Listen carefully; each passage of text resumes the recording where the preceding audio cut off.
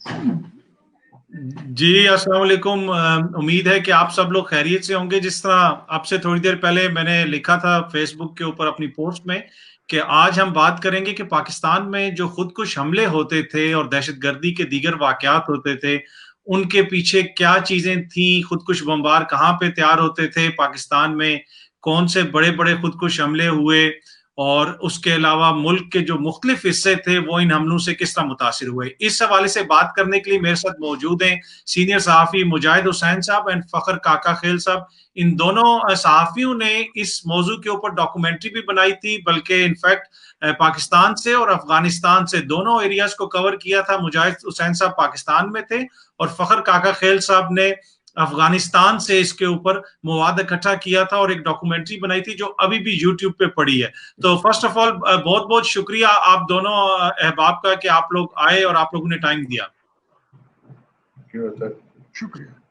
अच्छा मुजाहिद साहब, मैं आपसे शुरू करूंगा कि अगर आप खुदकुश हमलों की तारीख पाकिस्तान में देखें तो जो ज्यादा जोर पकड़ा 2002 के बाद पाकिस्तान में कहा जाता है कि जब अफगानिस्तान में और ट्राइबल एरियाज में और इन सारे एरियाज में ऑपरेशन शुरू हुए, उसके बाद पाकिस्तान में खुदकुश हमले शुरू होना हुए। और लेकिन जो ज्यादा तेजी आई और जो बहुत बड़े बड़े हमले हुए उसमें 2007 में अगर हम बात करें तो मोहतरमा बेनजीर भुट्टो के ऊपर जो हमला हुआ लाल मस्जिद ऑपरेशन के बाद, और 2007 वो साल भी था जब पाकिस्तान में तहरीके तालिबान पाकिस्तान भी बाकायदा तौर पे वो तंजीम जो है वो बनी। तो इस हवाले से आप हमें थोड़ा सा बताएं। थैंक यू सर, ये बहुत अहम मौजू है जिसका आपने इंतखाब किया है। हमारे यहाँ मजमूई तौर पर तो ये 500 से जायद खुदकुश हमले हुए हैं पूरे मुल्क में।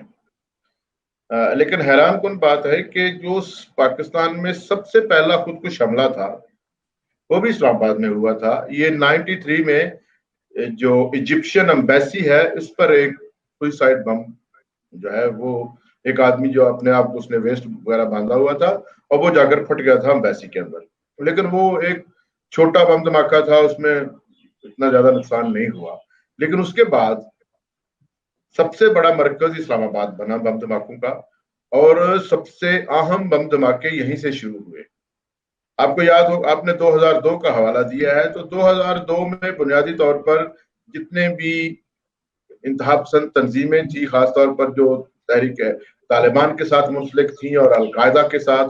इन तंजीमों ने अपना मरकज बनाना शुरू किया पाकिस्तान के जो ट्राइबल एरियाज हैं, यहाँ पर आए। और इसके बाद इन्होंने यहाँ पर लोगों को इकट्ठा किया और पहली मर्तबा पाकिस्तान में खुदकुश हमले जो है उनका वो मुतारफ हुए बड़े पैमाने पर। जैसे आपने जिक्र किया 2007 में जब हम पहुंचते हैं लाल मस्जिद के इवेंट पर, तो ये मेरे ख्याल में ये नुक्ता अरूज था उस वक्त। और 2007 में जैसे ही लाल मस्जिद का सानिया हुआ उसके फौरी बाद, फखर भी बैठे हैं ये भी तस्दीक करेंगे, जो सबसे मोहलक हमला है वो लाल मस्जिद से कोई 200 गज के फासले पर इस्लामाबाद होटल है उसके बिल्कुल सामने मेलोडी चौक में हुआ था, जिसमें 27 पुलिस वाले शहीद हुए उस वक्त। और पुलिस की एक पूरी नफरी वहां तैनात थी क्योंकि उन्होंने कॉर्डन ऑफ किया हुआ था लाल मस्जिद को और किसी को जाने नहीं दिया जा रहा था वहां से। तो ये जो एंट्रेंस रोड थी मेलोडी की तरफ से, उसके ऊपर सुसाइड अटैक हुआ था जिसमें 27 पुलिस वाले मौके पर शहीद हो गए थे। उसके बाद फौरी तौर पर एक और हमला हुआ लाल मस्जिद के बिल्कुल कोई 50 गज के फासले पर आपपारा मार्केट है। उस मार्केट के कोने पर एक होटल है, वहां पर आम मजदूर और जो पुलिस वाले वहां तैनात थे वो खाना वगैरह खा रहे थे, तो खुदकुश हमला हुआ, उसमें भी 30 के करीब लोग शहीद हुए थे। तो ये फिनोमेना जैसे ही पाकिस्तान में दाखिल हुआ तो इसने सबसे पहले पाकिस्तान के दारुल हुकूमत को अपना निशाना बनाया। इस्लामाबाद में ये बड़े हमले थे। उसके बाद आपने जिक्र किया है मोहतरमा बेनजीर भुट्टो के जलसे, और ये भी जब मोहतरमा वापस आई हैं तो अक्टूबर में कारसाज के मकाम पर जब उनका जुलूस पहुंचा है तो एक बहुत बड़ा 2 धमाके हुए थे गालबन को। तो एक पहले धमाका हुआ, उसके बाद एक और धमाका हुआ जिसमें सैकड़ों लोग शहीद हुए, मारे गए। ये सिलसिले तो यहीं से चलना शुरू हो गए थे। मेरा ख्याल है इसमें शायद फखर जो है वो ज्यादा बेहतर इनपुट दे सकेंगे कि जैसे ही लोग वहां इकट्ठे हुए हैं, कबायली इलाकों में, और ये सारे अलकायदा और तालिबान के जो मुतशद्दिद गिरोह जब इकट्ठे हुए हैं तो इन्होंने किस तरह एक फॉर्मेशन बनाई है कि किस तरह हमने जो हिट करना है पाकिस्तान के दारुल हुकूमत को और चारों सूबों को। ठीक है, मैं आपके पास वापस आऊंगा मुजाहिद साहब, कुछ मजीद हमले जिनके बारे में मैं आपसे पूछना चाहता हूं, पर मैं फखर साहब आपसे पूछूंगा कि अगर इस खित्ते की बात की जाए पाकिस्तान की और अफगानिस्तान की, यहाँ पे अगर आप कहें जो इनका खुद से कुछ बमबार जो तैयार होते थे, अगर आप उन्हें कहें कि फादर ऑफ इनका जो था, जो सबसे बड़ा शख्स जिसका नाम आता है, जिसने ये सारी तहरीक शुरू की और खुद कुछ बमबारों को तैयार किया, वो थे कारी हुसैन साहब, और बाद में वो खुद भी ड्रोन हमले में मारे गए। उनके बारे में अगर आप हमें थोड़ा सा बता सकें। जी बिल्कुल काज़मी साहब,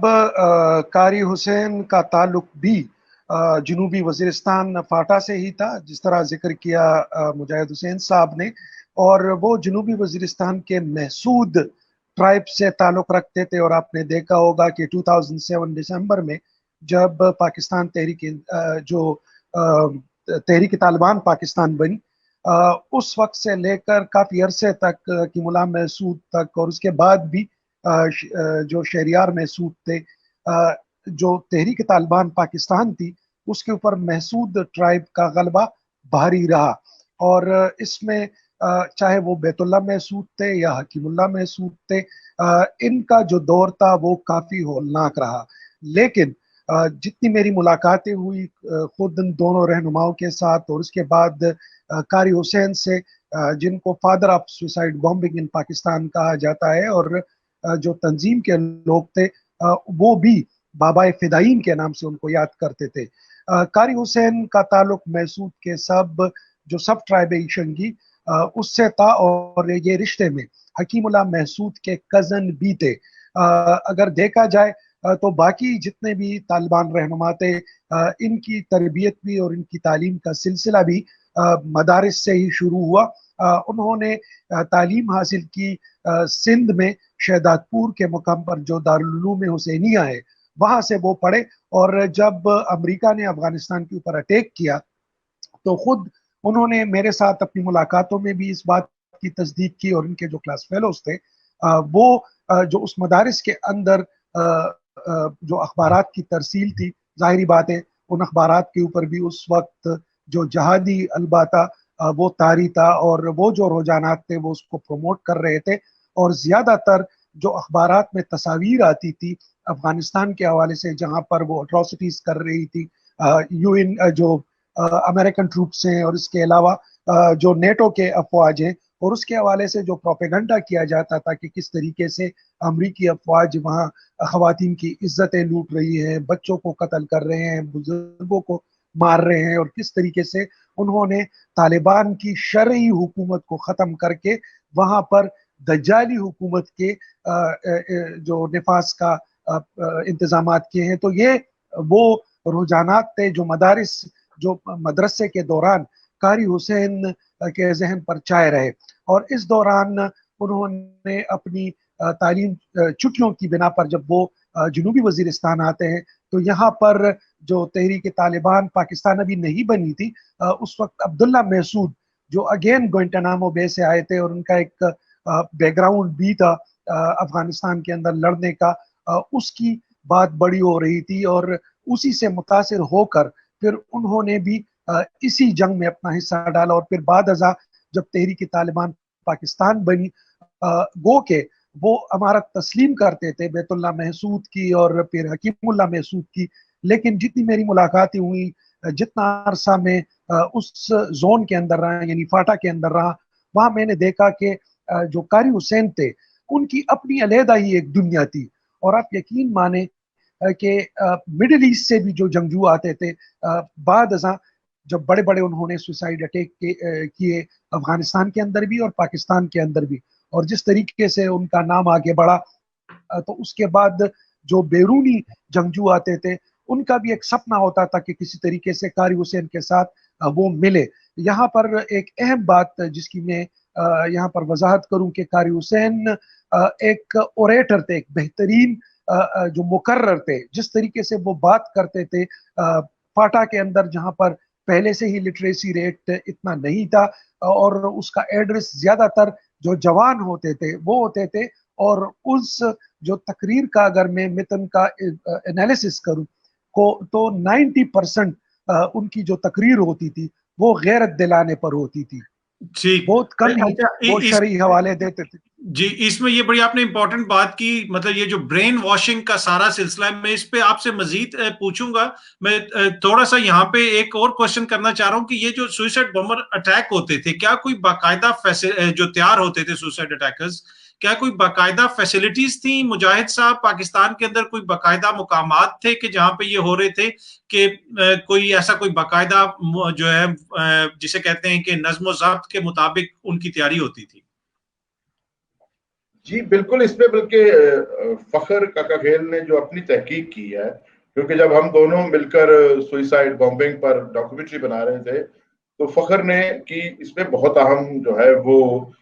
پارٹیسپیشن تھی, اور فخر ہی افغانستان بھی گئے. فخر نے جو ایک لسٹ تیار کی تھی اس میں 14 مقامات تھے. یہ 2007 میں جیسے ہی یہاں پر تحریک طالبان بن جاتی ہے, اس سے پہلے یہ 14 مقامات بننا شروع ہو گئے تھے. 2002 میں غالباً مولانا نصیب شاہ نے سب سے پہلا فتویٰ دیا تھا کہ افغانستان پر حملہ کرنے والے یا ان کا ساتھ دینے والے جتنے بھی حکومتیں اور لوگ ہیں ان پر فدائی حملے کرنا جائز ہے اور یہ جہاد ہے. یہ سب سے پہلا فتویٰ تھا جو ٹرائبل ایریا سے آیا, اور اس کے بعد 14 ایسے مقامات کی نشاندہی کی تھی. فخر کاکا کھیل نے ہی اپنی ایک رپورٹ میں بھی انہوں نے نشاندہی کی تھی کہ وہ 14 مقامات کون سے تھے جہاں پر سوئسائڈ بمبرز کو تیار کیا جاتا تھا, جہاں پر باقاعدہ ان کے لیے رہائش گاہیں بنائی گئی تھی, ان کو رکھا جاتا تھا, ان کے قیام توام کے علاوہ ان کی ٹریننگ کی جاتی تھی کہ ایک سوئسائڈ بمبر کے طور پر انہوں نے کس طرح ایکٹ کرنا ہے.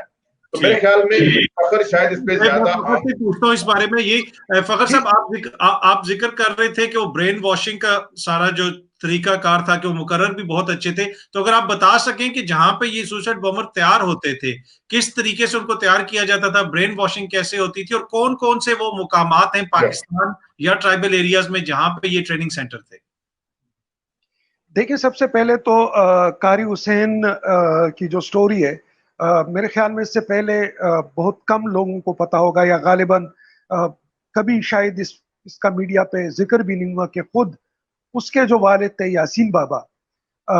وہ بھی جنگجو تھے اور وہ بھی اسی تحریک کے دوران شامل رہے, فعال رہے, حملے کرتے رہے, اور بعد ازاں اس کی ہلاکت بھی ڈرون حملے میں ہوئی. تو اگر دیکھا جائے تو ان کا جو ٹرائب تھا اور خصوصاً کی جو فیملی تھی, ان کے والد سمیت اور پھر ان کے جو ماموزات تھے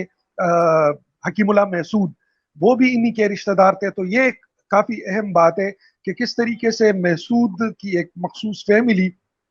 اس طریقے سے اس وار آن ٹیرر میں فعال رہی. جہاں تک سوسائڈ بومبنگ کی ٹریننگ کا سوال ہے, جیسا کہ میں نے عرض کیا کہ وہ خود مدرسہ جامعہ حسینیہ سے فارغ التحصیل تھے, اور اگر ان کے نظریات آپ دیکھیں تو وہ بھی کافی حد تک اس بات کی آمازی کر رہے تھے کہ آخری دم تک لڑا جائے اور اپنے جان کی پرواہ نہ کی جائے, جو کہ زیادہ تر جو جہادی سوچ ہوتی ہے اس کے حامل ہوتے ہیں. سوسائڈ کیمپ کا آغاز انہوں نے اپنے ہی گاؤں سے کیا, کوٹکا سے, اسپنکی رازے سے, لیکن اس کے بعد وہ اس کو پھیلاتے چلے گئے. میں نے جس طرح عرض کیا کہ جہاں جہاں وہ جاتے تھے اور تقریر کرتے تھے تو یقین مانے کہ ہر وزٹ کے دوران, ہر جلسے کے دوران درجن بھر سے زائد جو ایسے نوجوان تھے جو اس اجتماع میں موجود رہتے تھے, وہ تیار ہوتے تھے کہ وہ سوسائڈ کے لیے اپنا نام, یعنی فدائی مشن کے لیے اپنا نام باقاعدہ درج کرتے تھے. جو اہم, جیسا کہ مجاہد حسین صاحب نے بھی ذکر کیا, جو اہم ٹریننگ کیمپس تھے اس میں کوٹکے, نواز کوٹ, بیلے, کڑما, کگا پنجا, بروند, کڑی کوٹ, لدا, تنگے, چنارے اور ممندی جنسی میں محمد گڑھ, اور اس طرح سوات میں پیوچار کے مقام پر یہ وہ مقامات تھے جہاں پر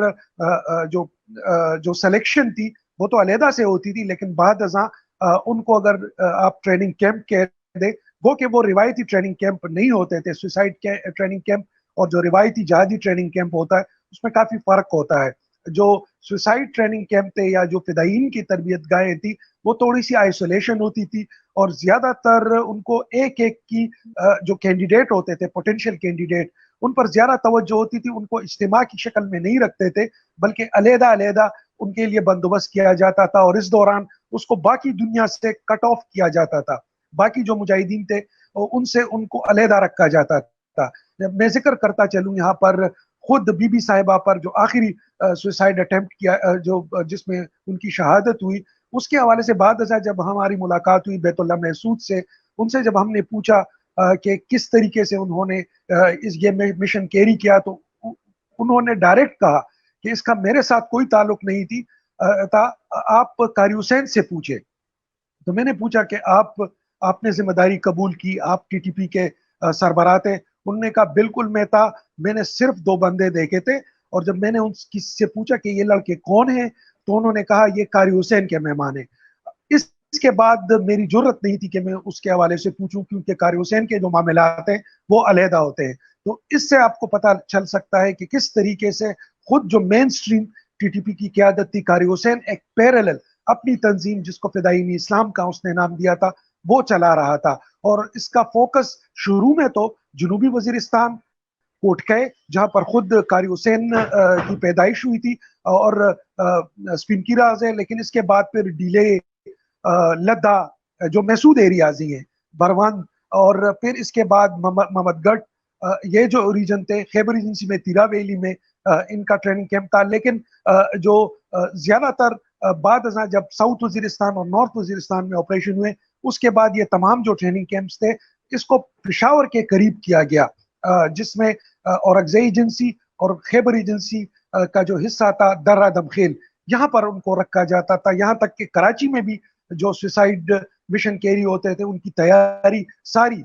جو درہ دمخیل تھی، چاہے وہ مواد کی فراہمی تھی یا پھر کینڈیڈیٹ جو پاسبل کینڈیڈیٹ تھا اس کی تیاری تھی، ذہنی تیاری تھی، اس کو یہاں پر رکھا جاتا تھا۔ برین واشنگ کی جہاں تک بات ہے تو یہاں پر اس کی تاریخ بہت پرانی ہے کاظمی صاحب۔ زیادہ تر جن سے میں ملا یا اس وقت جو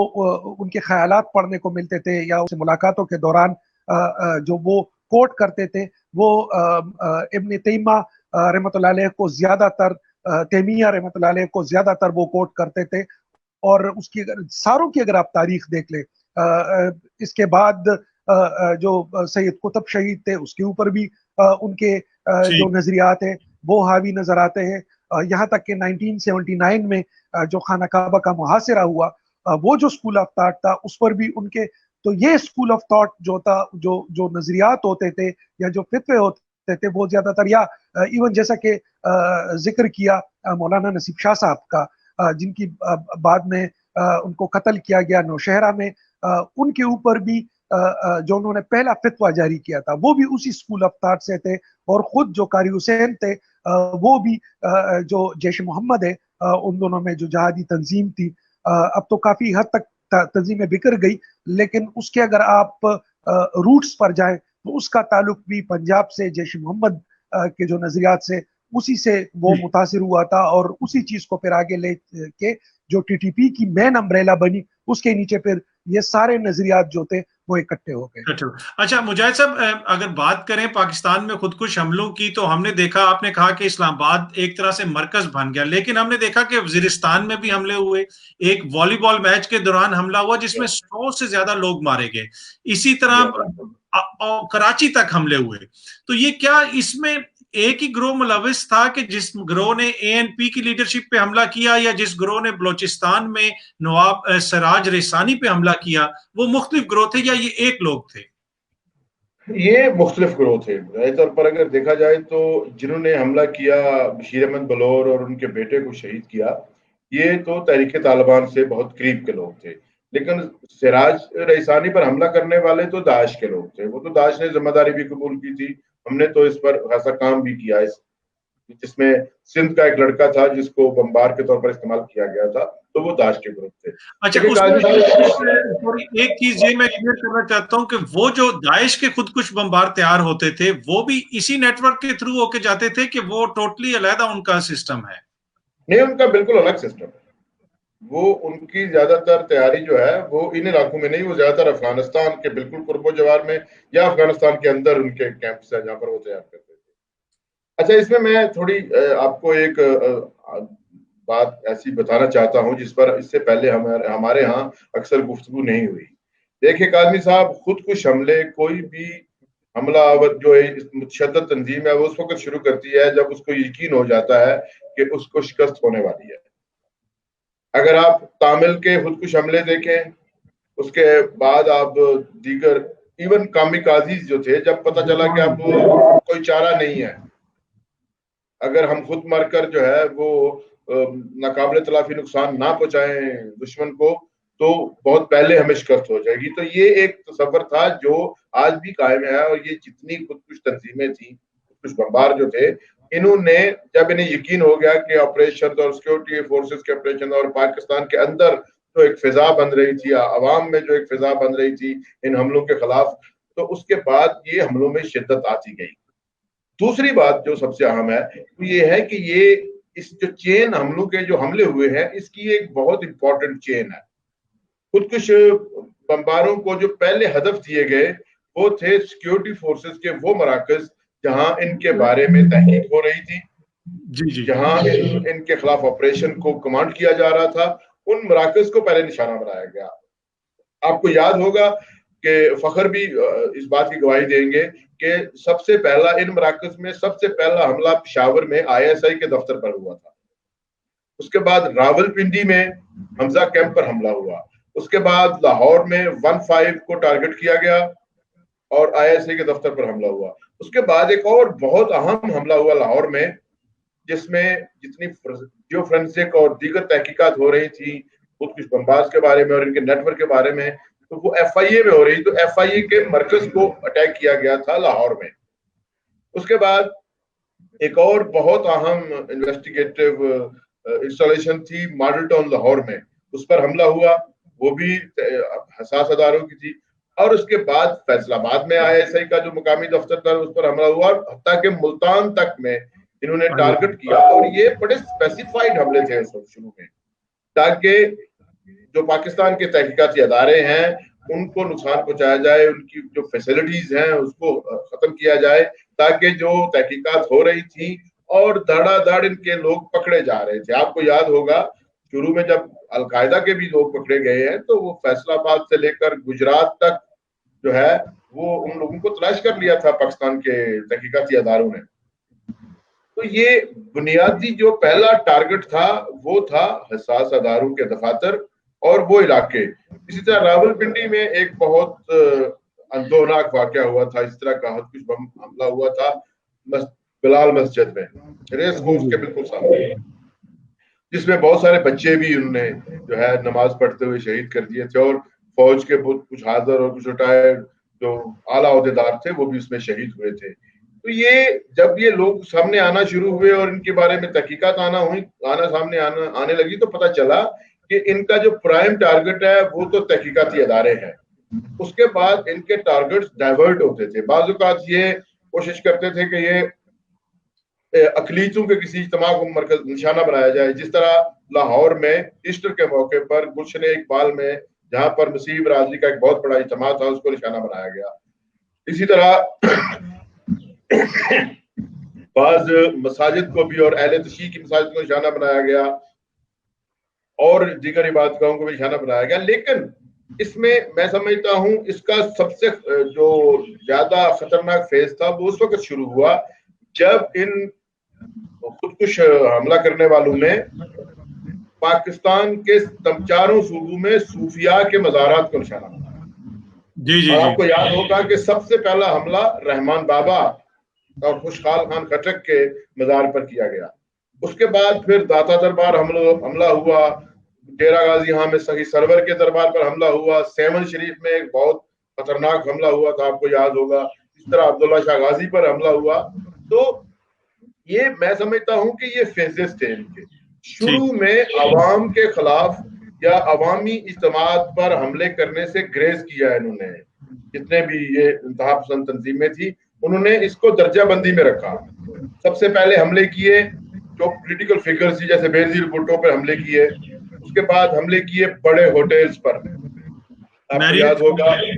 कि पेशावर में हमला हुआ पीसी पर, लाहौर में मैरियट को, इस्लामाबाद में मैरियट को निशाना बनाया गया, लाहौर में भी जो है वो निशाना बनाने की कोशिश की गई, माल रोड पर एक बड़े होटल को लेकर वो हमला कामयाब ना हो सका। इसी तरह कराची में शेरटन हमला हुआ था, आपको याद होगा। अच्छा, क्योंकि वहां गैर मुल्की भी थे और इनको ये खदशा था कि कुछ गैर मुल्की जो तहकीकाती इदारे हैं वो भी तहकीक कर रहे हैं और पाकिस्तानी एजेंसियों की मदद कर रहे हैं। इसके अलावा पाकिस्तान में, जैसे मैंने पहले जिक्र किया, पाकिस्तान की जहां पर भी हमारे हसास अदारों के तहकीकाती मराकज थे उन पर हमले किए गए। उसके बाद जो पॉलिटिकल अपोनेंट्स थे उनको निशाना बनाया गया, जैसे बलोर खानदान पे हमला हुआ, और खास तौर पर ये तो मैं समझता हूँ इस पर फखर ज्यादा हम बात कर सकेंगे कि जिस तरह सुइसाइड बॉम्बिंग का निशाना बनाया गया है एएनपी की क़यादत को। ये एक देखिए, इनका ये एक फेज था खुद बमारों का कि वो सियासी तौर पर, हालांकि उसी दौर में पूरे पाकिस्तान में इलेक्शन का गलगला था, ये 2008 में भी और उसके बाद भी किसी और सियासी जमात पर हमला नहीं हुआ, ना पीपल्स पार्टी के किसी जलसे पर हमला हुआ, उसके बाद ना नून लीग के जलसे पर हमला हुआ, ना तहरीक इंसाफ पे, लेकिन एएनपी की पूरी क़यादत का सवाल कर दिया। मैं समझता हूँ इसमें अगर हम फखर साहब हमें इसमें बताएं। मैं उनसे मैं पूछूंगा, फखर से ये सवाल भी पूछूंगा। फखर साहब, आपने भी जिक्र किया और मुजाहिद साहब ने भी जिक्र किया, एक्सटेंसिव नेटवर्क, आपकी बातों से पता चल रहा है कि एक एक्सटेंसिव नेटवर्क था पाकिस्तान में, और इस तरह का नेटवर्क जिसमें वो खुद भी इंटेलिजेंस गैदरिंग करते थे, जिस तरह उन्होंने इंटेलिजेंस इदारों के ऑफिसेज को निशाना बनाया, तो ऑब्वियसली इस चीज के लिए उनको खुद भी खुफिया मालूमात इकट्ठी करने की जरूरत पड़ी होगी, तो बड़ा एक नेटवर्क होगा। उसमें बात आ जाती है फाइनेंसिस की। आपने इस तहरीक को बड़े करीब से देखा, क्या कहीं पे कोई आपको ऐसा शायबा हुआ, कुछ लगा कि कोई बैरूनी मुल्क की एजेंसियां इसमें इन्वॉल्व हैं? ये फाइनेंसिस कहाँ से इकट्ठे कर रहे थे? देखें सर, ये बहुत अहम सवाल है। आप इस वक्त लंदन में मौजूद हैं, मैं खैबर पख्तूनख्वा में हूँ, मुजाहिद साहब पंजाब में हैं, लेकिन अगर इस जो ओवरऑल आप टेररिज्म नेटवर्क की फाइनेंसिंग की आप कहानी पूछें तो आप हैरान हो जाएंगे कि इस पाकिस्तान के अंदर और इसके छोटे छोटे शहरों के अंदर जिस तरीके से ग्लोबल एजेंसीज और उनके फाइनेंसर मुतहर्रिक थे, यकीन नहीं आएगा। इवन ये कि जो खुद कारी हुसैन की हलाकत की वजह बनी, वो भी वही जॉर्डेनियन सुसाइड बॉम्बर था जिसने खोस के अंदर सीआईए के कैंप के ऊपर अटैक किया, और सीआईए की तारीख में सबसे बड़ी जो तबाही उनकी हुई, जो हलाकतें हुई, वो खोस के अंदर कैंप चैपमैन के अंदर जो उनके सबसे ज्यादा बंदे बकौले उनके वो मारे गए थे कारी हुसैन की वजह से, और बंदा आया था जॉर्डन से। और उसी को इंस्टॉल करने के लिए तालिबान के अंदर जॉर्डेनियन इंटेलिजेंस के लोग भी पेशावर पहुंच चुके थे। मतलब ये सब कुछ ऑन रिकॉर्ड है। जहां तक इनकी इंटेलिजेंस की बात है, वो तो बुनियादी तौर पर लोकल जितने भी लोग होते थे, और एक अजीब सा, जितना क्लोजली मैंने इनको देखा है, दो चीजें बड़ी अहम होती थी लोकली, और ये नाजरीन को समझने की बहुत जरूरी है। दो चीजें जहां से ये जो लोकल नेटवर्क थे वो अपनी इंटेलिजेंस गैदरिंग करते थे। एक तो मुकामी बैंक मैनेजर, जिन जिन जो बैंक से कोई ना कोई मैनेजर, कोई ना कोई अमला इनके साथ होता था जो उनको बताता था कि 1 करोड़ की ट्रांजैक्शन हुई है, 2 करोड़ की ट्रांजैक्शन हुई है, 50 लाख की ट्रांजैक्शन हुई है, जिसके बाद फिर बैंक्स ने और हमारे हसास इदारों ने कार्रवाई की और काफी हद तक इसको डिसमेंटल कर दिया। फिर इसके बाद एक शोबा रह गया जिसमें फिर दो पार्ट्स थे उनके। एक प्रॉपर्टी डीलर, जिनसे चाहे आप लाहौर में बैठे हो, चाहे इस्लामाबाद में बैठे हो, चाहे आप गुजरांवाला में बैठे हो, फैसलाबाद में बैठे हो, कराची में, मुल्तान में, जहां पर भी जो प्रॉपर्टी डीलर होते थे वो इनको इंटेलिजेंस देते थे कि फलां शख्स ने इतने का प्लॉट बेचा तो इसका मतलब इसके पास इतनी रकम मौजूद है। वहां से वो इंटेलिजेंस गैदरिंग करते थे कि भाई इसके पास इतनी, और उनके पास एग्जैक्ट अमाउंट होती थी जितनी अमाउंट आपके पास होती थी। और इसके अलावा जो कार डीलर थे, जो शोरूम मालिकान है, जाहिर बात है जिनके पास पैसा होता था वो नत नई गाड़ी खरीदते थे, वहां से वो गैदरिंग करते थे, और इसके बाद जब इनको अगवा किया जाता था,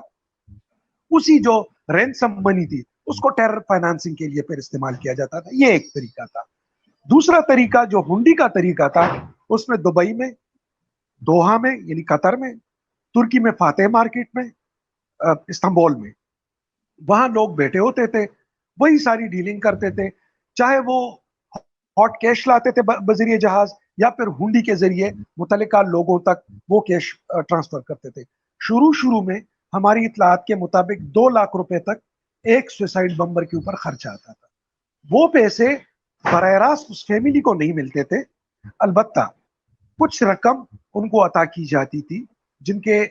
बच्चे शहीद हो जाते थे, मर जाते थे सुसाइड मिशन में। लेकिन ज्यादातर जो फाइनेंसिंग होती थी वो फिर इसी टीटीपी के जो नेटवर्क थे उसके ऊपर यूज होती थी, और फिर जो मौलवी था या जो रहबर था या जो गाइड था उसको फिर ये पैसे मिल जाते थे। लेकिन ज्यादातर मिडिल ईस्ट से,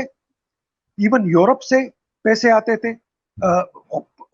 पर्टिकुलर मिशन के लिए। उसके पीछे जब ये लोग लग गए अफगानिस्तान से, इंडिया से, उसमें फिर राह की इन्वॉल्वमेंट हमारे इलाकों में जो पॉलिटिकल लीडरशिप की एलिमिनेशन थी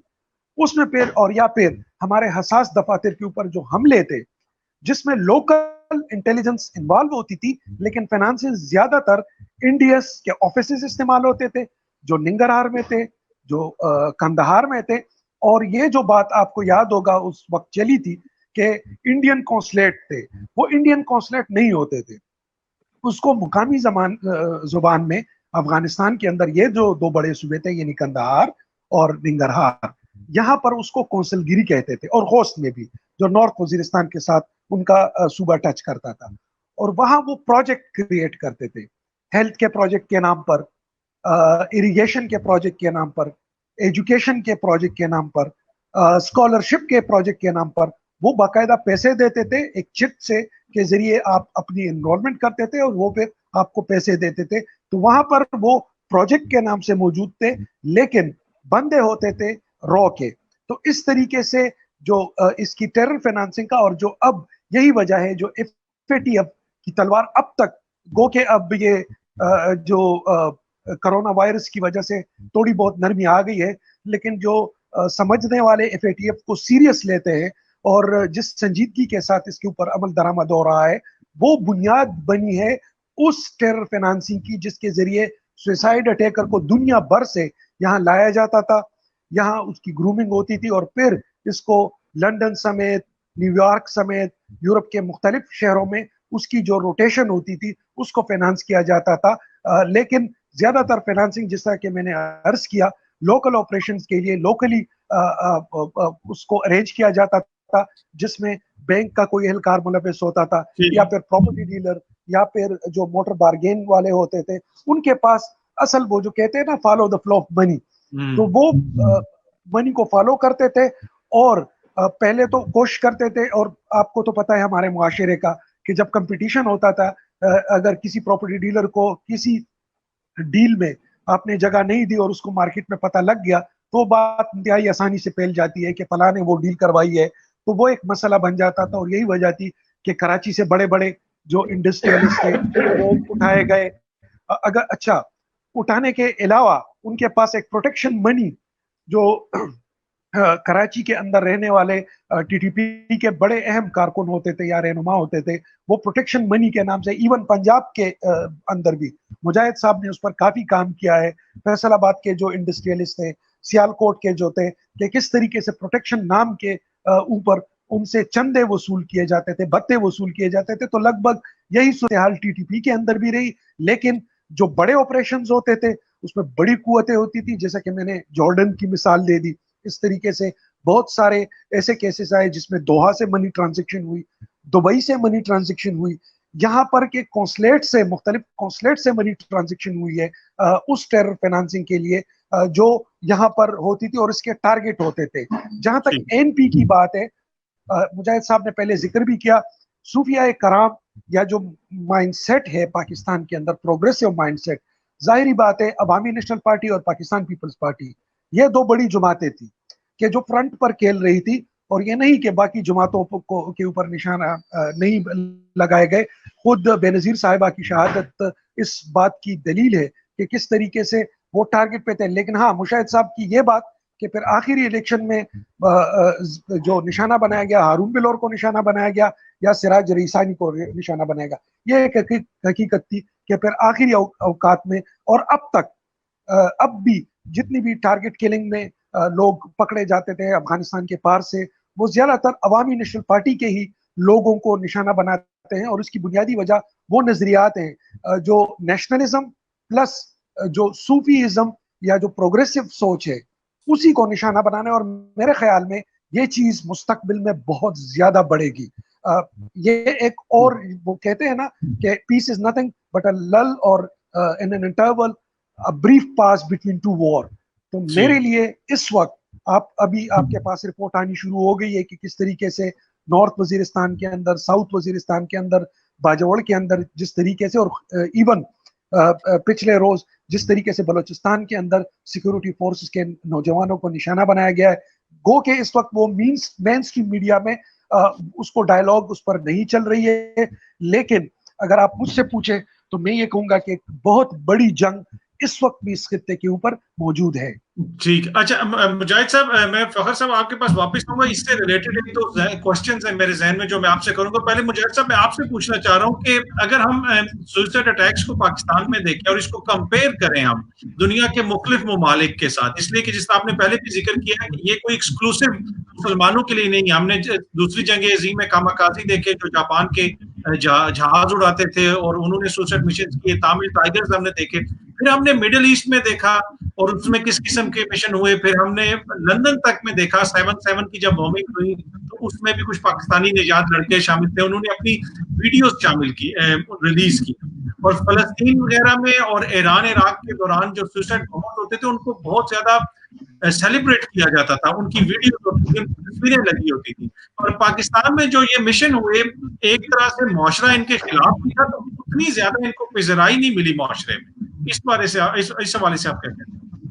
جی ہاں, اس میں ایک جو سب سے اہم بات ہے وہ یہ تھی کہ اس میں انہوں نے رینڈم کلنگ کی ہے. جو پاکستان میں سوئسائڈ بمبنگ ہوئی ہے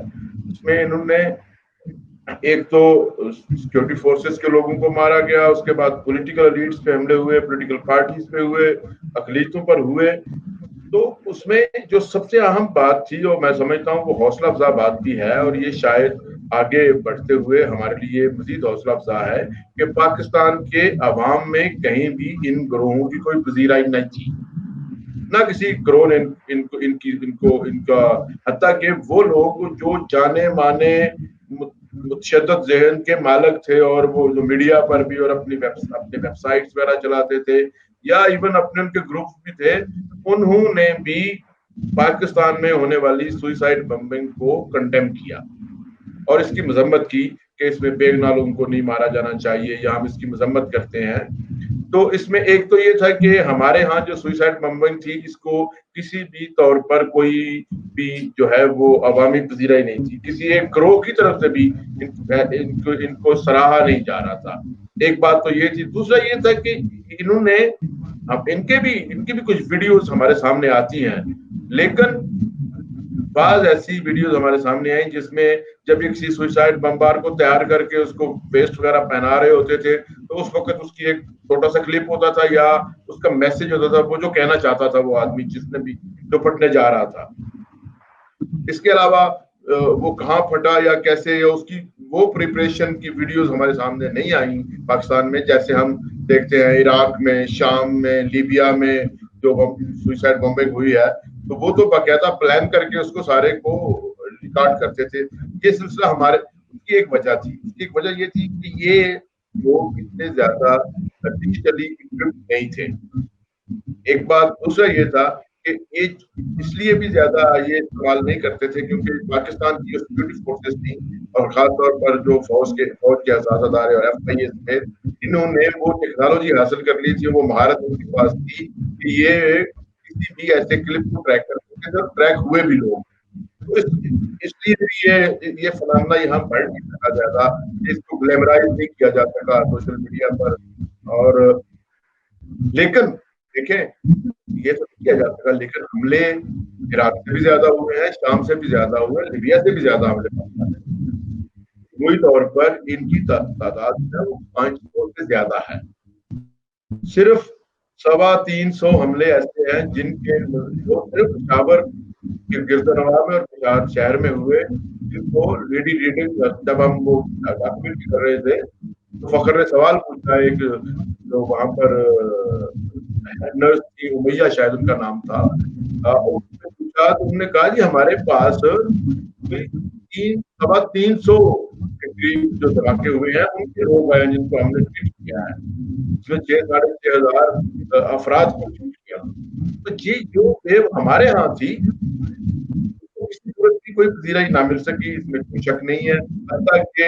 मैं बहुत क्लोजली मॉनिटर करता था उन दिनों भी ऑर्गेनाइजेशन को जो पाकिस्तान में समझी जाती थी, सेक्रेटरीज थी और तालिबान के भी करीब थी, पब्लिकेशन थी, उनमें भी इस किस्म के हमलों की कई कहा गया। ये जरूर एक मौजूद है। और दूसरी इसमें जो हम बात करें कि ये हमले अगर तो किसी एक खास फिक्र के खिलाफ हो रहे होते फिर शायद उनकी नोयत मुख्तलिफ होती, लेकिन ये हमले फिक्र के खिलाफ नहीं हुए, हमले ला तफरीक पाकिस्तानियों के खिलाफ हुए। फौज के लोग मारे गए हैं, पुलिस पर हमले हुए हैं, आम सरकारी मुलाजम, स्कूल के बच्चे या कलीसियां। तो इसमें ये भी था कि हमारी तरफ पाकिस्तान की तरफ इसके इनको इन ग्रोहों को इन हमलों को किसी मुझे याद है बहुत सारे ऐसे हमले थे जिसके बाद लोग एहतजाजी मुजाहरे करते थे उन हमलों के खिलाफ और अपने गुस्से का इजहार करते थे। जैसे लाहौर में आपको याद होगा कि जब माल रोड पर हमला हुआ है जिसमें कैप्टन मुबीन थे, एक और साहब थे, तो लोगों ने उसको हमले के खिलाफ जाहिर किया और एक बहुत बड़ा जो सियासी जुलूस जो है वो माल रोड पर निकला। एक मौजूद थी। जी अच्छा, जिस तरह मुजाहिद साहब ने भी अभी जिक्र किया कि एक तरफ लोग भी इसके खिलाफ थे, लोगों में उस तरह जो है हमायत नहीं थी और उसकी वजह एक ये बनी कि तमाम पाकिस्तान को टारगेट किया गया, किसी खास मकतबा फिक्र को नहीं, खास फिरके को नहीं, हर पाकिस्तान के जो मुख्तलिफ जहां से लोग रखने वाले थे वो सब इस तरह उसमें अक़लीतें भी शामिल है। तो फखर साहब एक सवाल ये आता है कि जिस तरीके से इन्होंने सबको टारगेट किया उसमें आपने बड़ी एक इंपॉर्टेंट बात की कि एक ऐसा भी इन्होंने बमबार तैयार किया जिसने जाके CIA को निशाना बनाया अफगानिस्तान में। अब ये एक कॉमन जो लोगों के जहन में एक बात है वो ये है कि जो तहरीक तालिबान पाकिस्तान है और जो अफगान तालिबान है ये दो अलग-अलग एंटिटीज हैं, इनका आपस में कोई ताल्लुक नहीं है। लेकिन यहाँ पे ये ताल्लुक हमें नजर आ रहा है कि जो कारी हुसैन तैयार कर रहा था खुदकुश बमबार, उसमें कुछ ऐसे बमबार भी तैयार हो रहे थे जो जिनको अफगान तालिबान यूज करते थे। तो इसका मतलब है कि इनका आपस में कोई वर्किंग रिलेशनशिप की। फखर साहब आपको मेरा सवाल समझ आया या मैं अगर रिपीट कर लें तो मुनासिब होगा। जी मैं आपको मैं ये कह रहा हूँ कि जिस तरीके से आपने पहले किया कि कारी हुसैन ने एक ऐसा खुदकुश बमबार भी तैयार किया जिसने जाके CIA को निशाना बनाया, और आम परसेप्शन ये है कि जो अफगान तालिबान है और जो पाकिस्तानी तालिबान है ये दो अलग अलग एंटिटीज हैं, ये इनका तरीकाकार मुख्तलिफ है, इनके नजरियात मुख्तलिफ है। लेकिन यहाँ पे हमें ऐसा लग रहा है कि कुछ जगहों पे कुछ ऑपरेशंस में ये मिलके काम करते हैं, और फिर हम ये भी दावा करते हैं, कुछ लोग ये भी कहते हैं कि अफगान तालिबान के ऊपर पाकिस्तान का बड़ा असर और रसूख है। तो सारी सूरत हाल ये लोग किस तरह मैनेज करते हैं? देखिए काज़मी साहब, जाहिर बात है मुजाहिद साहब सीनियर भी हैं, बुक्स लिखी हैं उन्होंने, खुसूसी तौर पर हम तो तालिब इल्म हैं, इनके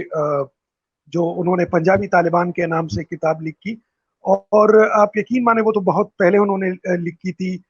उसके बाद उसी किताब की रोशनी में आगे जो मामलात बढ़े और जो हमने देखे उससे पता चलता है कि ये एक माइंडसेट है। यानी उस किताब के अंदर आपको आज की बात भी नजर आएगी, माजी की बात भी नजर आएगी और मुस्तकबिल भी नजर आएगा। आप यकीन मानिए जब हम काम कर रहे थे इस इशू के ऊपर तो یہ داعش اور دولت اسلامیہ یہ تو ابھی آئی ہے، لیکن اسی نام سے شیخ جمیل الرحمان جو متاثر تھے شیخ بن باز کے، جو سعودی گرینڈ مفتی تھے، ان کے اسٹوڈنٹ تھے، اور انہوں نے کنڑ میں پہلی مرتبہ دولت اسلامیہ کنڑ کے نام سے این اسی طریقے سے، جیسا کہ پھر کافی عرصے بعد ابو مصعب الزرقاوی نے عراق میں اس کی بنیاد رکھی اور پھر اسی کو پھیلاتے ہوئے شام لے گئے، اور آج جو ہم دولت اسلامیہ عراق و پھر شام اور اب ولایہ خراسان کے نام سے جن چیزوں کا ہم ذکر سنتے ہیں، یہ 1990 میں شیخ جمیل الرحمان نے کنڑ کے اندر اس کی کوشش کی، لیکن اس وقت بھی ایک فرق تھا۔ گلبدین حکمتیار صاحب جو تھے وہ اس نقطہ نظر کے خلاف تھے کہ جس نقطہ نظر کے اوپر جو شیخ جمیل الرحمان اپنی ریاست قائم کرنا چاہتے ہیں۔ اس کے بعد ہم نے، اور اگر آپ اس سے تھوڑا پیچھے چلے جائیں تو پشاور کے اندر جہاں پر القاعدہ کی بنیاد رکھی گئی، ایک اختلاف ہوا ایمن زواری صاحب کا اور عبداللہ اعظم صاحب کا۔ عبداللہ اعظم ہی تھے بابائے جہاد افغانستان، جو پہلے آئے فلسطینی تھے، جنہوں نے پہلے ملازمت کی بین الاقوامی اسلامی یونیورسٹی اسلام آباد میں، اور پھر یہاں پر آئے پشاور میں، اور مکتب الخدام کے نام سے ایک NGO کی بنیاد رکھی، جو مجاہدین افغانستان تھے ان کی خدمت کرتے تھے۔ لیکن جب روس کو شکست ہوئی اور روس جانے لگا تو پشاور یونیورسٹی ٹاؤن میں انہوں نے کہا کہ اب چونکہ افغانستان کا جہاد ختم ہو چکا ہے، اب افغانستان کی ذمہ داری افغانیوں کی ہے، اور ہم جو خارجی مجاہدین آئے ہیں اب ان کو اپنے رخ تبدیل کرنی چاہیے ٹورڈز فلسطین کے جہاد کو ہم نے اب آگے بڑھانا ہے۔ لیکن ایمن زواری ان کے ساتھیوں کا اس پر اعتراض تھا، انہوں نے کہا نہیں، ہم نے جو کام سعودی عرب میں نہیں کر پائے، اب افغانستان میں ایک موقع ہے کہ ہم یہاں پر ایک سلفی ریاست قائم کریں۔ تو یہ ایک بنیاد ہے۔ اسی طریقے سے القاعدہ اور افغان طالبان کے بیچ میں بھی اختلافات تھے۔ عرب مجاہدین جو تھے وہ وقتاً فوقتاً کے بیچ میں لڑائی بھی ہوئی۔ کچھ لڑائیاں ایسی ہیں مثلا جو افغان مجاہدین تھے جو طالبان شہید ہوتے تھے ان کے مزار بناتے تھے، ان کو یاد کرتے تھے، لیکن جو عرب مجاہدین تھے وہ اس سے اختلاف کرتے تھے۔ وہ جو خود کو سلفی کہتے تھے وہ کہتے تھے یہ شرک ہے۔ تو یہ تھوڑی بہت جو نٹی گریٹی ہے اس میں، یہ تو اب بھی موجود ہے، لیکن جو اپ کمنگ چیزیں آ رہی ہیں، جو مائنڈ سیٹ کا جن کا میں نے حوالہ دیا، ابو مسلم الخراسانی جو 8th سینچری کے شروع میں تھے، جنہوں نے خراسان کی ٹرمینالوجی کوائن کی، اور جس طریقے سے ابن تیمیہ جو ابو ہریرہ رضی اللہ عنہ کے جو ان سے روایت حدیث ہے کہ جی غزوہ ہند اس پر جانے والا افضل ہوگا، خراسان سے کالے جھنڈوں کا ایک لشکر سامنے آئے گا، وہ یمن جائے گا، سیریا جائے گا، وہاں سے پھر وہ سعودی حکمرانوں سے بات کرے گا، اور اس کے بعد پھر قیامت آئے گی، دجال کا ظہور ہوگا۔ یہ ساری وہ باتیں ہیں جو مائنڈ سیٹ ہے، اور آپ یقین مانیں وہ ابھی بھی موجود ہے، بلکہ اب سیریا میں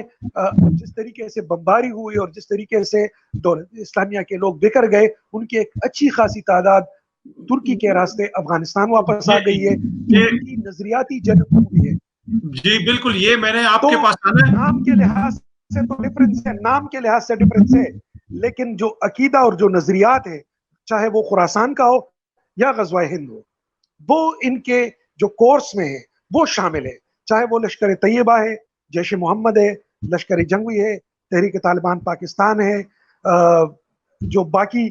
دولت اسلامیہ ہے، ساروں کے نظریات اس حوالے سے وہ متفق ہے ایک سے ایک چیز۔ جی میں آپ کے پاس واپس آؤں گا، اور آخری سوال جو میں نے آپ سے کرنا ہے وہ میں نے افغانستان کے حوالے سے ہی کرنا ہے، اور کس طریقے سے داعش کے جنگی افغانستان آ رہے ہیں اور آگے جا کے وہاں پہ کیا ہوگا۔ لیکن میں پہلے آؤں گا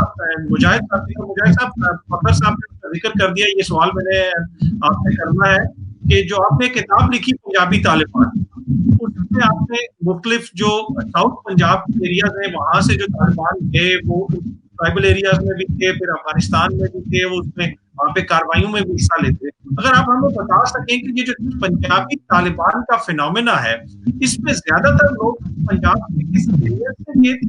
और किन ग्रुपों के साथ ये मुतहरिक थे, और अभी करंटली इनकी क्या है? देखिए ये जो और एक सवाल साहब पूछना चाह रहे हैं, प्लीज। जी जी, मौलाना मसूद अलवी साहब, जिन्होंने पहला मदरसा खैरुल मदारिस के नाम से तामीर किया, पहला जहादी मदरसा, जिसका जिक्र तफसीर से आपकी किताब में मौजूद है, और फिर बाद अज़ां वही थे जो खोस्त में शहीद हुए, अफगान जिहाद पर गए थे। तो अगर इस हवाले से एक ब्रीफ सा एक पस मंजर बयान करें तो जो हमारे देखने वाले हैं वो इसको शायद कनेक्ट कर पाए। देखिए ये एक, मैं समझता हूँ कि जो पंजाबी तालिबान की उस वक्त इस्तिलाह थी, वो ज्यादातर ये वो लोग थे जो पहले तो फिरका परस्त तंजीमों में थे। जब फिरका परस्ती यहाँ पर अरूज में थी तो ये मुख्तलिफ फिरका परस्त तंजीमें हमारे यहाँ थी, जिनमें सिपाही साहबा, लश्कर जंगवी, इस तरह के ग्रुप थे। तो ये लोग जब यहाँ इन पर पाकिस्तान में और ख़ास तौर पर पंजाब में जब ज़मीन तंग होना शुरू हुई है, इनके लोग पकड़े गए, कुछ पुलिस मुकाबलों में मारे गए, तो फिर इन्होंने पंजाब से ये बाहर निकले हैं। और बाहर निकलकर चूंकि एक पनाहगाह मौजूद थी तालिबान की सूरत में, तहरीक तालिबान भी मौजूद थी और अफगानिस्तान में जहाद जारी था, तो ये वहाँ पर जाकर उनके साथ शामिल हो गए। और एक दिलचस्प बात यह है कि ये पंजाब की तालिबान की जो टर्मिनोलॉजी है, ये सबसे पहले इस्तेमाल की थी अहमद शाह मसूद ने। अहमद शाह मसूद ने तो पाकिस्तान से जाते थे लोग लड़ने के लिए अफगानिस्तान, पाकिस्तानी थे, उनको वो पाकिस्तानी नहीं कहते थे, ये पाकिस्तानी तालिबान नहीं कहते थे, वो कहते थे ये पंजाबी तालिबान आ गए, ये पंजाबी जो आए हैं लड़ने के लिए, पंजाबी जहादी है। और एक इसमें भी कोई शक नहीं है कि अफगानिस्तान में पाकिस्तान से जाकर लड़ने वालों में सबसे बड़ी बात पंजाबी नहीं, कोई शक नहीं। अब आज हम उसको जुटवा सकते हैं या पता डाल दें तो अलग बात है, लेकिन आप हैरान होंगे कि जो सबसे पहले काफले गए भावलपुर, मुल्तान, साहिवाल, बाड़ा, तौसा शरीफ, डेरा गाजी, हाँ, राजनपुर, भावल नगर, यहाँ से गए पहले। और आज भी मैं फकर से बात कर रहा था और तो हमारे दोस्त इकबाल वो भी नजर है, अब भी इस वक्त भी बहुत सारे ऐसे उदाहरण हैं जो गर्मियों की छुट्टियां या बरसाती छुट्टियां होती हैं, तो बच्चे 2-3 माह के लिए अफगानिस्तान जाते हैं, या ट्राइबल एरियाज में जाते हैं या अफगानिस्तान जाते हैं और ट्रेनिंग लेकर आते हैं। ये जो पंजाबी तालिबान का बेसिक फिनोमेना था, इसमें नए तौर पर किताब है वो जो पंजाब के 8 डिवीजन है, उनमें पंजाबी तालिबान की जो अपब्रिंगिंग हुई है उसके बारे में है। ये गुजरांवाला का जब जिक्र आता है, तो ये एक बात नजर रखिएगा कि पंजाबी तालिबान को या पंजाबी तालिबान के ग्रोह को ज्वाइन करने वालों में सिर्फ हमारे यहाँ जो आम इस्तिलाह है कि देवबंदी मदारत के लोग, ऐसा नहीं है। उनमें लश्कर साहबा के लोग भी शामिल थे, आज भी शामिल है, उनमें और बहुत सारी तंजीमों के लोग थे जो, और उनमें ऐसे लोग भी थे जो किसी वक्त भी सिपाही साहबा के साथ नहीं। तो ये पंजाब के, मैं तो चाहता हूँ कि अगर आप पंजाब में अगर एक प्रोग्राम तंजीम है तो ये बड़ी जबरदस्त हो सकती है कि पंजाब में जो होती है ये बुनियादी ग्रोथ है उसमें। आप हैरान होंगे कि कहने की जरूरत की हमारे यहाँ ये पाया जाता है कि जितनी गुर्बत होगी लोग इंतजामबंदी की तरफ जाएंगे। आप यकीन करें ये बिल्कुल गलत और है कि यहाँ पर गुर्बत होगी लोग नहीं। अगर आप पंजाब हिस्ट्री उठाकर देखें, इन इलाकों में फीसद आमदनी ज्यादा है, वहां से ज्यादा शोहदा मिलेंगे आपको डेरा गाजी, हाँ, राजनपुर, भावलपुर, ये जो गरीब इलाके हैं इसमें कम लोग मिलेंगे, लेकिन आपको गुजरांवाला, फैसलाबाद, सियालकोट, राजपुर, यहाँ के ज्यादा मुजाहिदीन। मिसाल के तौर पर अगर आप फैसलाबाद जाते हैं तो मलखा वाला नाम का गाँव है, उसका नाम तब्दील हो गया है, उसको शहीदों का गाँव कहते हैं। और के सबसे ज्यादा शहीद वहाँ के रहने वाले फैसला आबाद जो है वो फीक असामी के लिहाज से फैसलाबाद, वाला, गुजरात, सियालकोट ये सबसे अहम। और फिर आपको याद होगा कि सबसे पहले 40 के करीब जंगजू पकड़े गए थे, तो वो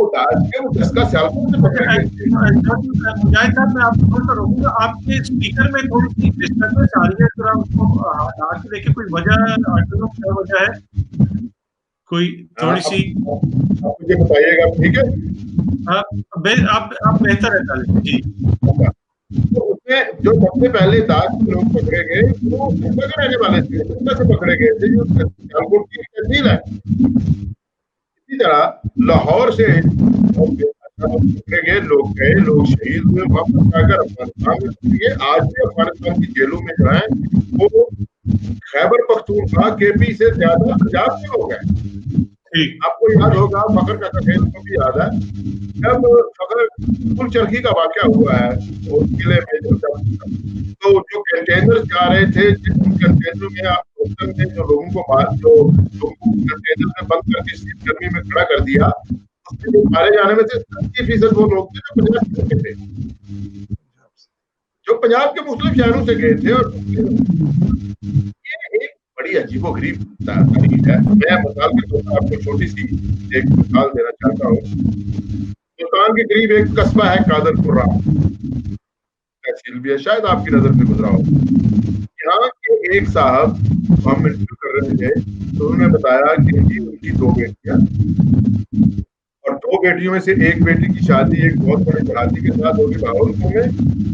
और एक बेटी ने अदनान रशीद के साथ शादी की, जो इंग्लैंड से आया था।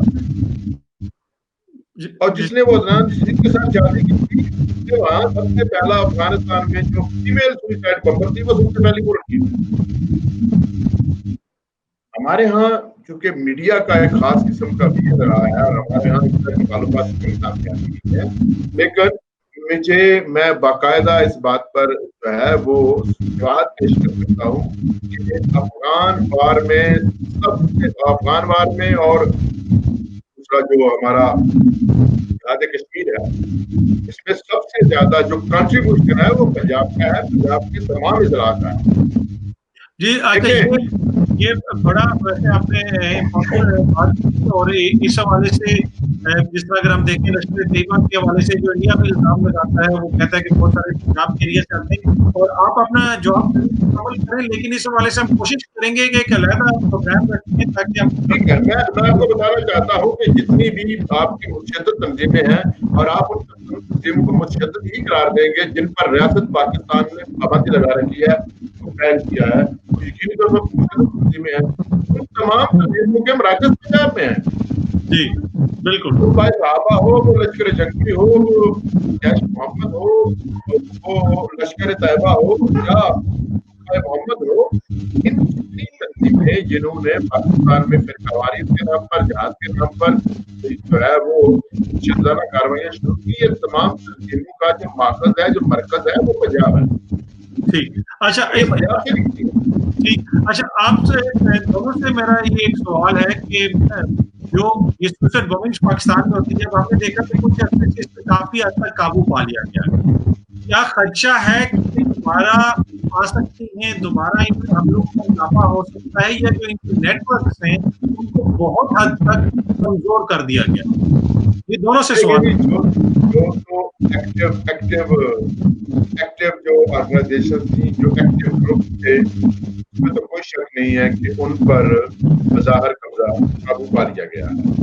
उनको जो फोरेंसिक की मदद से, किसी टेक्नोलॉजी की मदद से, तफ्तीश के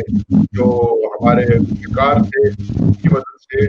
पाकिस्तान के जो कानून नाफिज करने वाले इदारे हैं उन पर बहुत हद तक काबू पा चुके हैं। और वैसे वो जितने भी बड़े धमाके हुए, जैसे हमारा आज का मौजूद था, जितने बड़े इवेंट हुए, उनके तमाम जिम्मेदारान को उसके बाद भी उनके दौलतकारों को गिरफ्तार किया गया, हैंडल किया गया उन ग्रुप को। लेकिन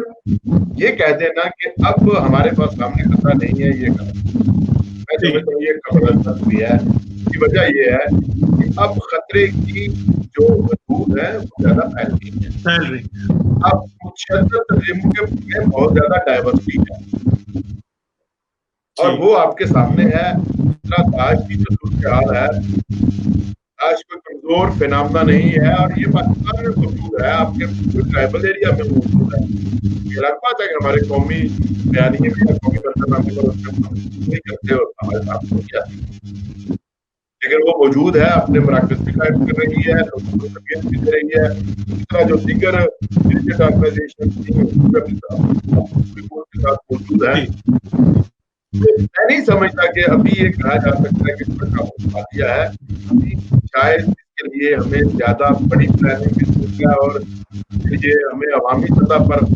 अवेयरनेस ज्यादा बढ़ाने की जरूरत है, तब कहीं जाकर हम शायद। अच्छा, आपकी सवाल वही मैं आपसे करूंगा फखर ताकत साहब, आगे जो रखेंगे उसमें बात होगी कि दाइश अफगानिस्तान में आई और जब यहाँ पे अब सूरत पैदा हो रही है और तालिबान की जानिब से हाल ही में एक हजारा कमांडर को एक सूबे के एक शहर का गवर्नर भी बनाया गया, तो बहुत दिलचस्प डेवलपमेंट हो रही है अफगानिस्तान में। उस हवाले से अगले वीक के दौरान क्योंकि आप लोगों को दोबारा जहमत दूं, अभी अगर आप बता सकें फखर मुझे ये कि जो पाकिस्तान में बड़े बड़े बम हमले हुए, जो सुसाइड अटैक हुए, उनके नेटवर्क को जो इदारे हैं, हमारे सिक्योरिटी के इदारे हैं, उन्होंने काफी हद तक खत्म कर दिया, सहूलतकार भी उनके पकड़े गए, लेकिन अभी भी क्या ऐसे हैं तंजीमें जो हमारा रिसर्फेस हो सकती हैं, जिनका असर रसूख साइबर एरिया में और मुल्क के दीगर एरिया में मौजूद है? देखें, एक तो मैं यहाँ इस बात का इतराफ करूंगा कि हमारी फौज जो 9/11 से पहले की थी, अब ये वो फौज नहीं है।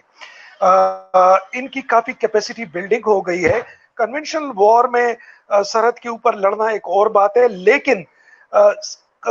जो अर्बन एरियाज है, अर्बन वारफेयर है, सिटीज के अंदर और अपने अंदर जो मौजूद दुश्मन के खिलाफ लड़ना, ये सबसे टफ काम होता है जो पाक फौज ने किया है और अब तक वो कर रहा है। जो इनकी कैपेसिटी बिल्डिंग हुई है, इसमें तो कोई शक नहीं, काफी हद तक इन्होंने डिसमेंटल कर दिया, लेकिन यहाँ पर यह बात भी जरूरी है कि जो मिलिटेंट या टेररिस्ट कैपेसिटी बिल्डिंग है वो भी हुई है। इससे पहले लॉन वुल्फ का तस्वुर ही नहीं था। तो अगर हम ये कहें कि भाई ये सब कुछ खत्म हो गया है, नहीं, मैं समझता हूं इसकी शक्ल बदल जाएगी, ये कुछ और एडवांस शक्ल में बनेंगे, लेकिन जो उनके अहदाफ हैं वो अपनी जगह पर अब भी मौजूद हैं। लिहाजा वो अपने उस अहदाफ को हिट करने के लिए जब ग्लोबली वो हिट कर रहे हैं, जब फ्रांस में वो अटैक कर सकते हैं, जब जर्मनी में वो अटैक कर सकते हैं, जब यूरोप के बाकी हिस्सों में वो अटैक कर रहे हैं लोन वुल्फ की शक्ल में, तो पाकिस्तान जैसा मुल्क जो ऑलरेडी काफी वल्नरेबल है, ऐसे में ये कहना कि ये मुकम्मल खत्म हो गया है, अगर ये मुकम्मल खत्म हो गया तो फिर नॉर्थ वजीरिस्तान में ये जो हमारे पाक फौज के जवान शहीद हो रहे हैं, ये किस खाते में शहीद हो रहे हैं? तो जंग खत्म नहीं हुई, थोड़ा सा वक्फा आया है और इसके साथ इसकी शक्ल और नामों की हद तक इसमें तब्दीली आएगी। जो तालिबान थे अब वो दागिशी कहलाएंगे, जो अहदाफ थी उसकी वो पहले कुछ और थी, अब और वो स्ट्रिक्टनेस की तरफ जाएंगे। और हो सकता है कि जिस तरीके से पूरी दुनिया के अंदर अर्बन जो वॉरफेयर हम उसकी शक्ल देख रहे हैं, बदकिस्मती है पाकिस्तान के अंदर भी वो आए। और सिर्फ पाकिस्तान नहीं, मैं ये समझता हूं कि जिस तरीके से हमारे करबवार में अफगानिस्तान से चीजें फैल रही हैं, चाहे वो चीन हो गया, चाहे वो रशिया की जो रियासतें या ईरान है, पाकिस्तान तो पहले से ही विक्टिमाइज बन चुका है। हिंदुस्तान भी कश्मीर में जो कुछ हो रहा है, क्या आपको लगता है इसका जो बाय प्रोडक्ट है वो नहीं आएगा? नजरियात वही हैं, अफरादी कुव्वत मौजूद है। हाँ, शक्ल अलबत्ता बदल जाएगी और एक नए जंग तो शायद अकीदे की बुनियाद पर पुराना हो, लेकिन शक्ल उसकी बदल जाएगी। जैसा कि मैंने वो जो लोन वुल्फ की इस्तिलाह इससे पहले किसी ने नहीं सुनी थी, अब आ चुकी है। इसी तरीके से जो अट्रॉसिटीज हो रही हैं, चाहे वो अफगानिस्तान के अंदर हो, कश्मीर के अंदर हो, चाइना के अंदर हो, तो आदाब तो मौजूद है, अफरादी कुव्वत भी मौजूद है। वो अफरा तफरी जो उस निज़ाम के लिए चाहिए होती है, जहां पर इस तरह के अनासर पिनपते हैं, वो भी मौजूद है। तो ये समझना कि शायद जंग खत्म हो गई या काम कामयाब हो गई, मेरा ख्याल है ये रेत में सर देने के मुतरादिफ है। हकायक से हम शायद मुंह चुरा रहे हैं।